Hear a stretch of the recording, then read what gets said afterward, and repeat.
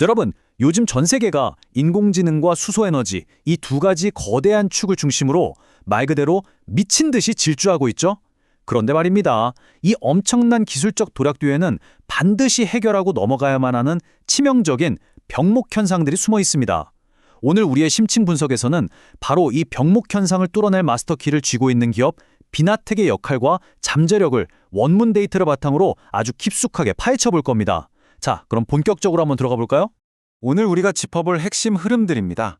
AI와 수소의 시대를 시작으로 슈퍼커패시터 기술, 수직 계열화, 글로벌 생산 라인 확장, 그리고 가장 기대되는 2026년 실적 폭발까지 쭉 이어서 가보겠습니다. 자, 첫 번째 파트입니다. AI와 수소의 시대, 그리고 그 속에 숨어있는 보이지 않는 병목 현상에 대한 이야기입니다. 혹시 곡괭이와 삽 전략이라고 들어보셨나요? 과거 골드러시 시대에 진짜 떼돈을 번 사람들은 땀 흘려 금을 캔 사람들이 아니라 그들에게 곡괭이와 삽을 팔았던 상인들이었죠. 비나텍도 딱 이렇습니다.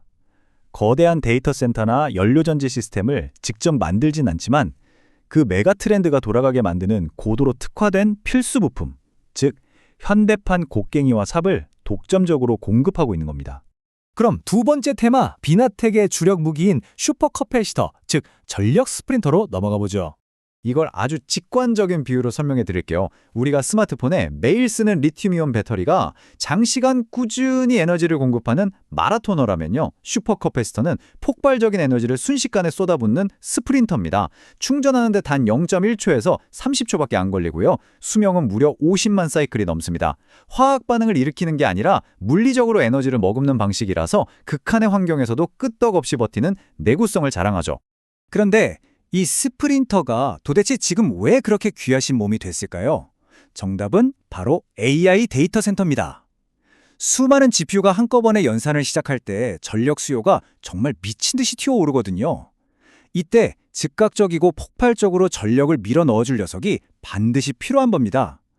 비나텍이 미국의 블룸에너지와 2025년부터 2027년까지 독점 장기 공급 계약을 따낸 것도, 엔비디아의 800VTC 아키텍처에서 진가를 발휘하는 것도 전부 다 이 압도적인 순간 전력 공급 능력 때문이죠. 이어서 세 번째 파트, 비나텍이 파놓은 궁극의 기술적 해자, 수소 기술의 수직 계열화입니다. 사실 연료전지 내부는 엄청난 산성 환경이라서 부식이 꽤 골칫거리입니다.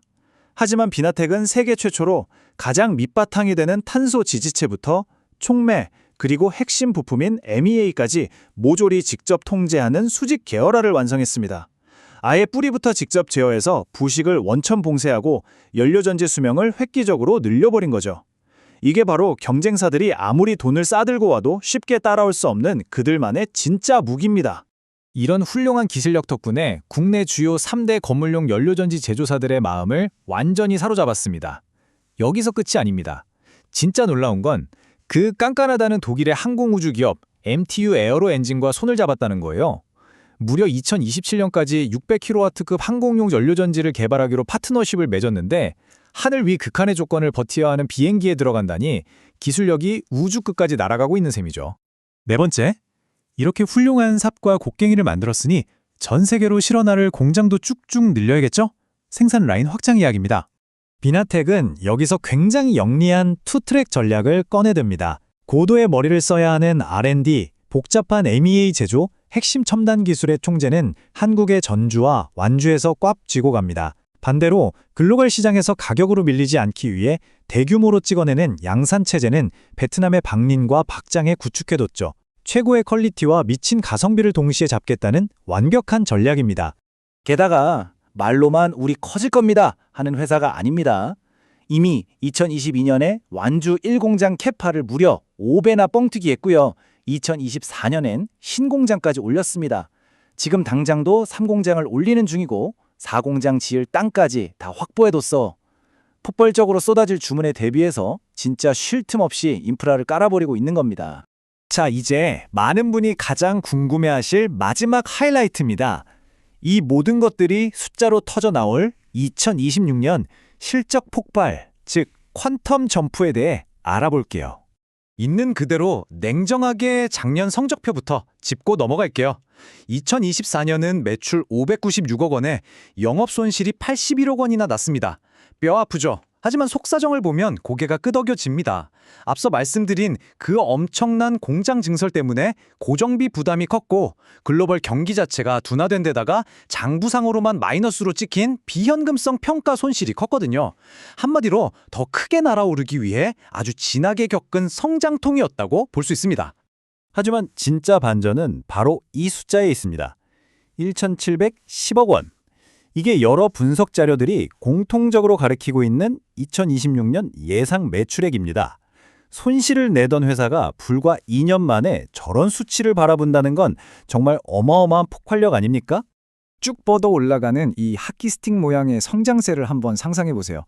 AI 데이터 센터와 수소 밸류 체인 쪽에서 맺어둔 막대한 계약들이 실적으로 확 꽂히기 시작하면서 2024년에 났던 그 적자가 2026년엔 무려 229억 원의 영업이익으로 둔갑할 것으로 전망됩니다. 짓누르던 고정비를 가뿐히 넘어서면서 이익이 쫙쫙 벌어지는 레버리지 효과가 터지는 거죠. 시장의 전문가들도 이 점을 아주 날카롭게 보고 있습니다. DS투자증권은 이 높은 2020년 실적 가시성을 근거로 목표 주가를 단숨에 17만 7천 원으로 올려잡았죠. 게다가 회사가 최근에 410억 원 규모의 전환사채를 발행했는데 이건 자금줄을 탄탄하게 쥐고 지금의 공격적인 확장을 흔들림 없이 밀어붙이겠다는 엄청난 자신감의 표현으로 해석됩니다. 물론 우리가 균형 잡힌 시각을 유지하려면 리스크도 꼼꼼히 따져봐야 합니다.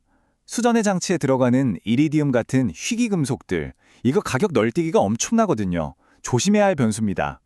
그리고 매출의 80% 이상이 수출이라서 환율 바람을 정통으로 맞을 수밖에 없고요. 무서운 기세로 치고 올라오는 중국의 저가 제품들과의 피 튀기는 경쟁도 반드시 이겨내야만 합니다. 오늘 자료들을 쭉 분석하면서 제 머릿속을 맴돈 마지막 질문은 딱 이거 하나였습니다. 세상은 지금 거대한 중앙망을 기대던 방식에서 벗어나 알아서 척척 돌아가는 탈중앙화된 오프그리드 에너지의 미래로 성큼성큼 걸어가고 있잖아요. 그렇다면 겉으로 화려해 보이는 플랫폼 기업들 뒤에서 조용히 하지만 확실하게 에너지의 수명과 효율이라는 거대한 벽을 부수고 있는 이런 곡괭이와 삽 기업들이야말로 다가올 혁명적 미래를 그려내는 진짜 설계자가 아닐까요? 오늘 이 심층 분석이 여러분의 통찰력에 새로운 스파크를 일으켰기를 바랍니다. 지금까지 에너지 혁명의 숨은 엔진, 비나텍에 대한 해설이었습니다.